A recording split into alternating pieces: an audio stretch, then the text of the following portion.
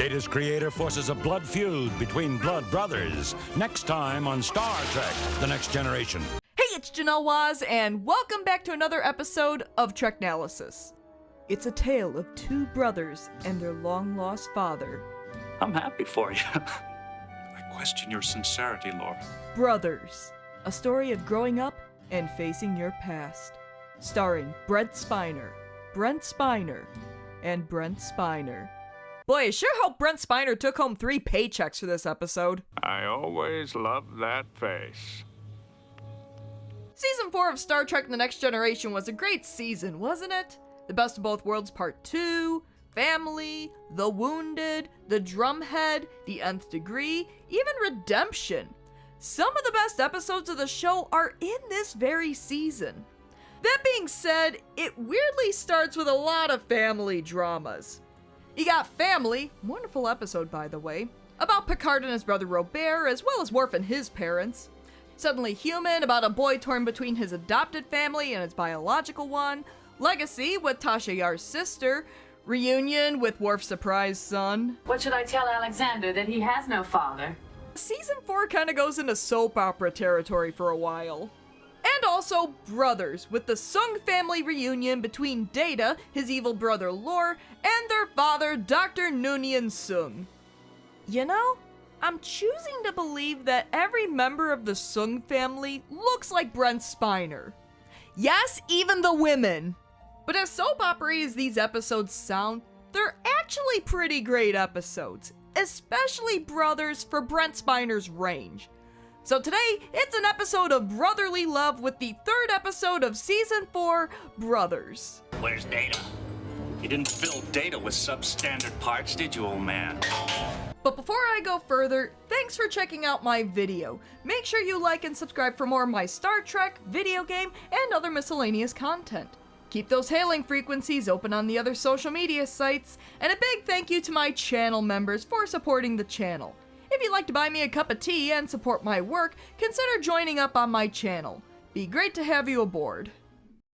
Well, the Enterprise had to cut its 4-day weekend short because somebody decided to play a practical joke on his younger brother.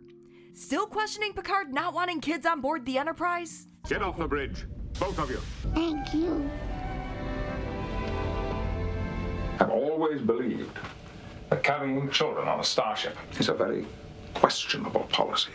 Meet Jake and Willie Potts. Their parents are away on sabbatical and left their kids behind on the Enterprise under the careful supervision of Riker, which seems a little irresponsible.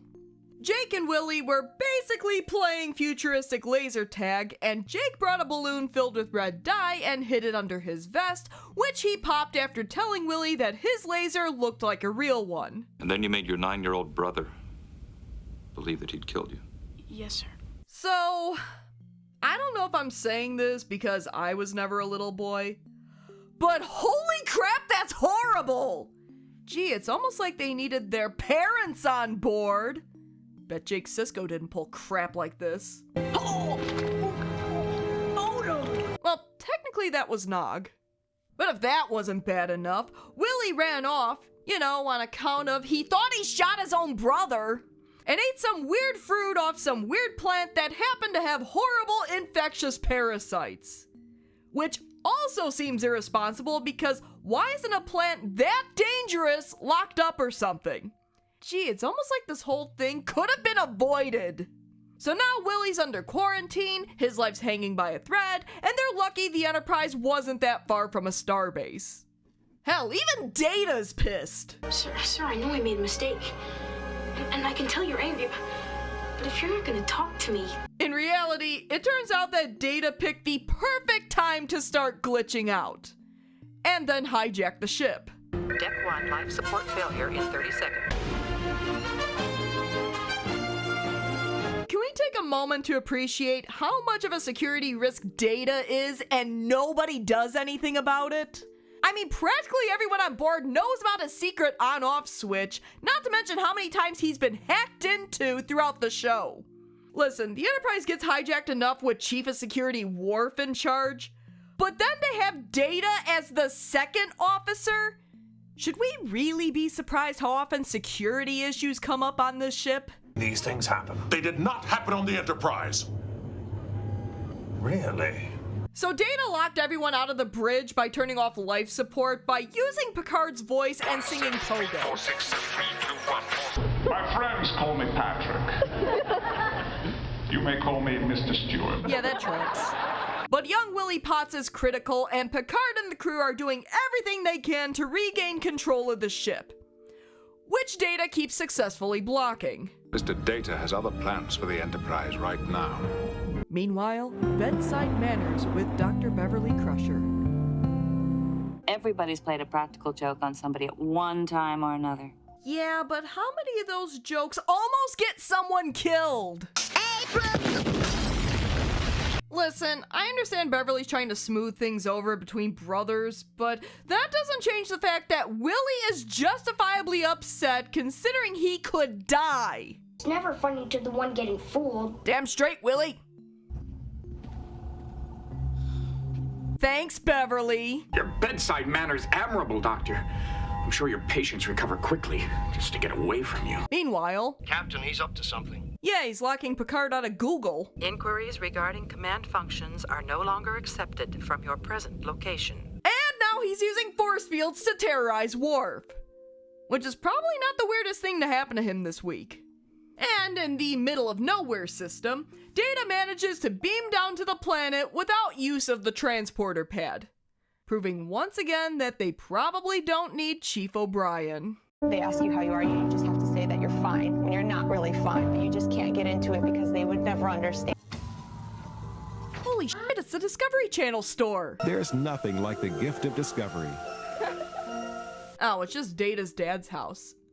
Holy shit, Data, your dad lives in the Discovery Channel store? That's awesome! Why, everyone wants gifts from Discovery Channel store. I always loved that face. So much so that he's made at least 3 androids that look like him. So this is Data's dad, or creator, if you will, Dr. Noonien Sung, and his living here in the Discovery Channel store in the middle of the jungle on some random planet raises a whole bunch of questions. Specifically, how is he here?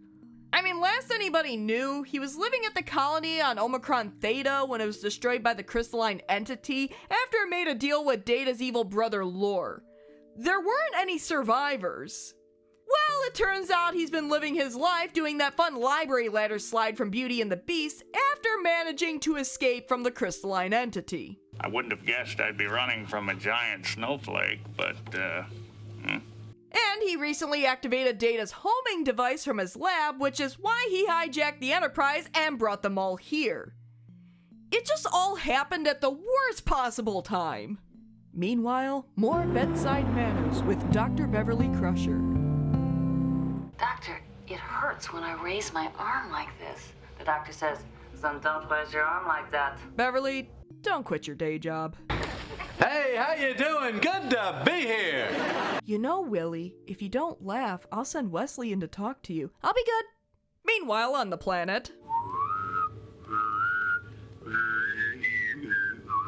Now, Data's filled with a sense of wonderment seeing his father for the first time, and seeing as this is a Data episode, it's a perfect opportunity for the both of them to delve into human nature and the human experience. Totally Trek.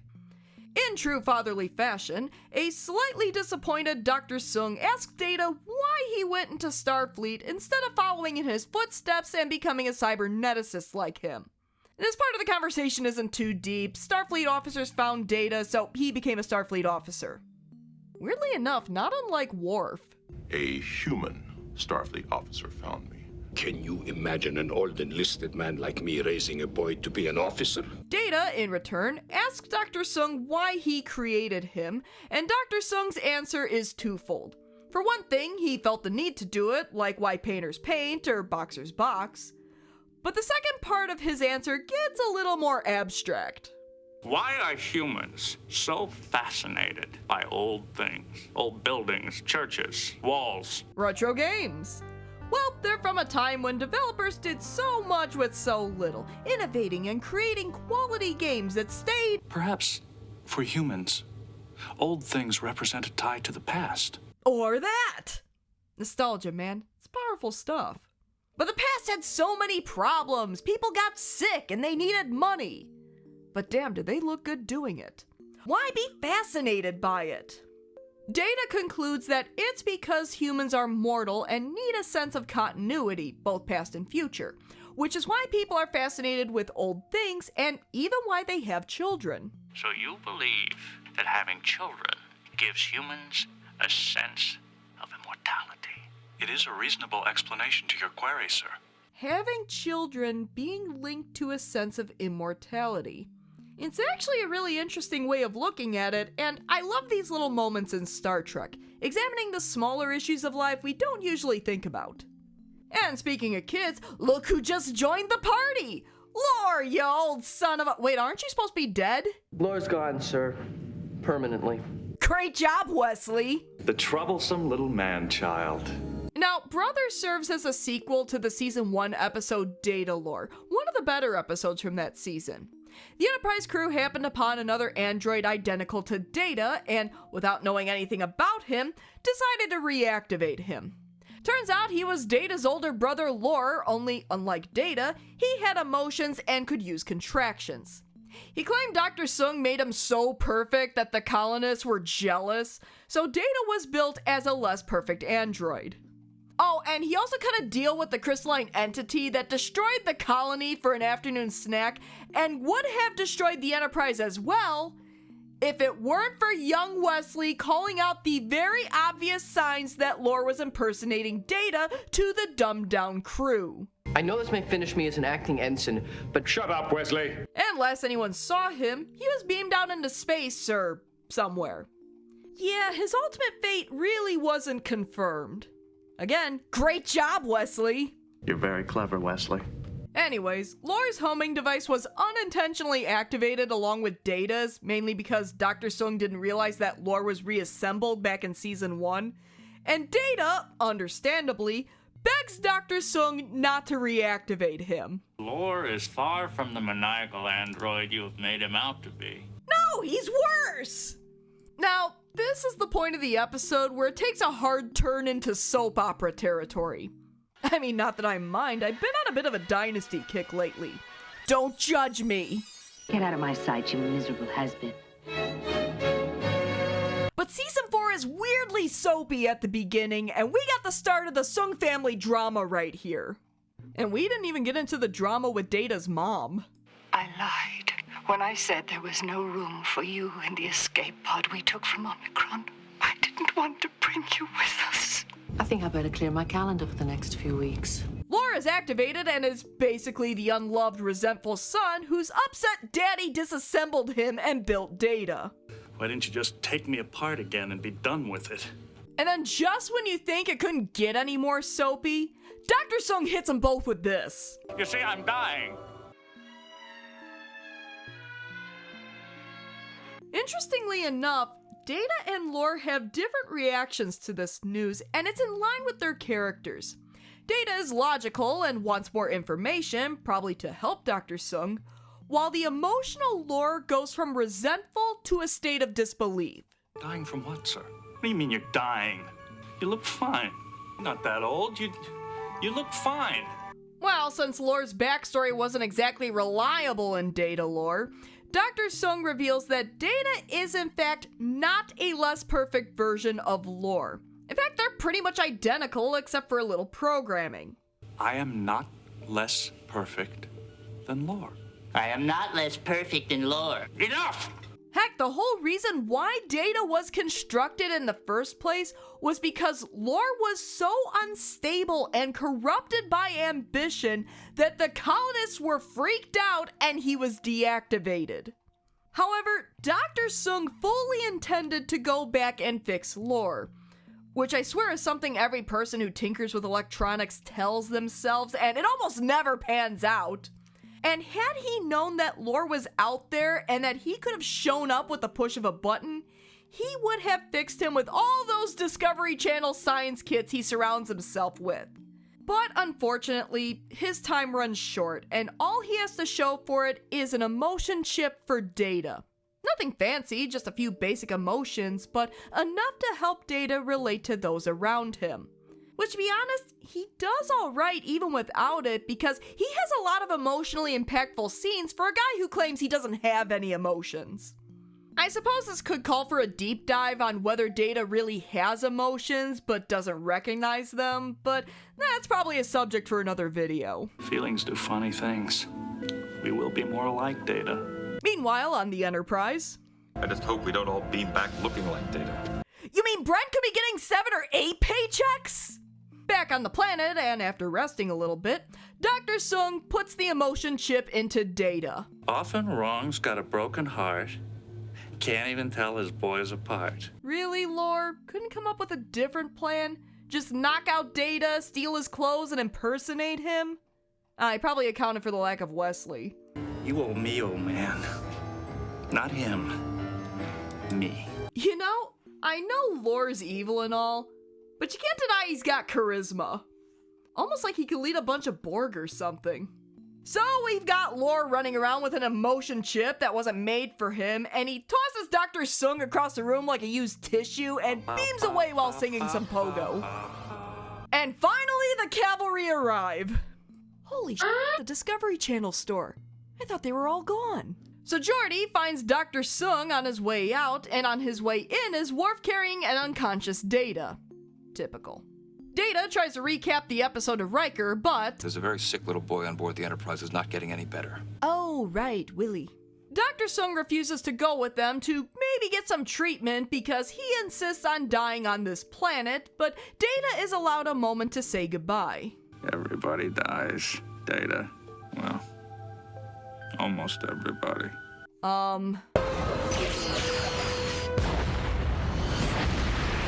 After asking him if they're both alike in some way, Data reassures Dr. Sung that he will live on through him, bringing it all back to their earlier conversation about immortality.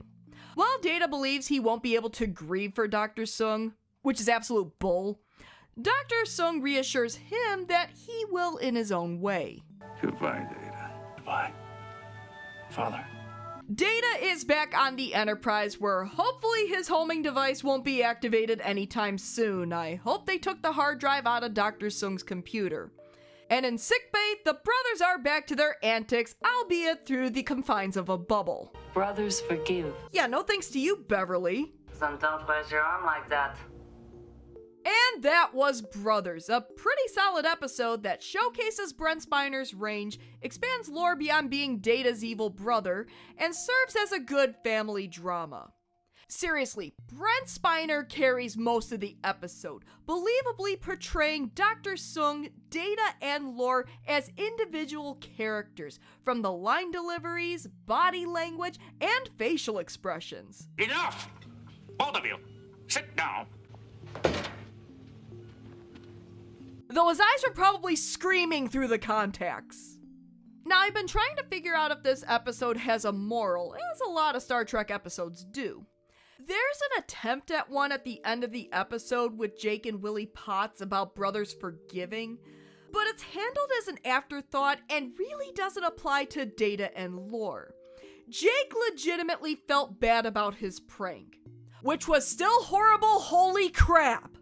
But Lore has no remorse for his actions because he turned around and ran off with Data's emotion chip after tossing around the old man. Jake might have learned a lesson in this episode, but Lore certainly didn't. It's clear Data has something to ponder at the end of the episode, but without a proper redemption arc for Lore, the moral is kind of haphazardly thrown in at the end, and that's it. Now, does it ruin the episode? Absolutely not. It's still a great character episode for Data, it asks some interesting philosophical questions, and we get to see some great acting from Brent Spiner. It might not be the feel-good brotherly episode it could have been, but we had that the episode before, so it's alright. I still don't like you, Jean-Luc. This wouldn't be the last time we'd see Brent Spiner take on multiple roles, but I think Brothers is probably the best of his episodes. Even though Data might not be human, this is one of the more human episodes of Star Trek. You know that I cannot grieve for you, sir. You will. In your own way. So, what did you think of Brothers? Did you love it? Did you hate it? How well do you think Brent Spiner handled 3 characters at once? Do you think the ending could have been handled a little bit better? Or does the episode work as a character study that doesn't need a moral at the end? And what are some of your favorite Data episodes? Please, leave comments below and discuss. As always, thanks for tuning in to another episode of Treknalysis. If you like what you see, why not give my video a like and subscribe to my channel? Tell your friends! Until next time... I am not less perfect than Lore. I am not less perfect than Lore.